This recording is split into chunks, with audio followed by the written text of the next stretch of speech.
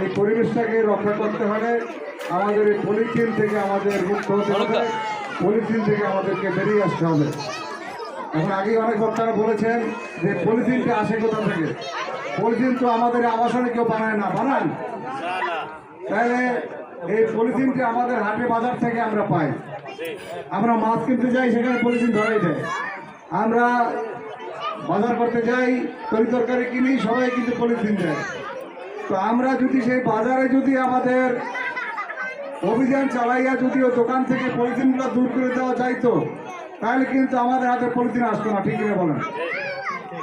ওইখানে যদি পাটের ব্যাগ ধরাই দিত, বা ওইখানে যদি কাগজের ব্যাগ বা অন্য কোনো ব্যাগ যদি আমাদেরকে দিত, তাহলে আমরা সেটাকে আমরা নিয়ে আসতাম এবং ওটা পচনশীল ছিল, ওটা কোনো সমস্যা ছিল না।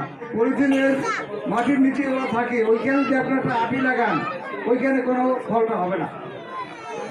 আপনি রেয়াল ঝিঙ্গা বা এই জাতীয় কোনো ফল আপনি লাগাইলে যদি পলিথিন পরে, সেখানে আর হবে না। তো এই কারণে ওই পলিথিনটা 100 বছরে নষ্ট হয় না। এই কারণে এই পলিথিনটা আমাদেরকে ব্যবহার করা থেকে বিরত থাকার জন্য ওরা এইভাবে প্রতিটি উপজেলায় ঘুরে ঘুরে আমাদেরকে সচেতন করতেছে। আর আমরাও আপনাদের জনপ্রতিনিধি হিসাবে আমরাও আপনাদেরকে অনুরোধ করবো যে আমরা কেউ পলিথিন ব্যবহার করবো না।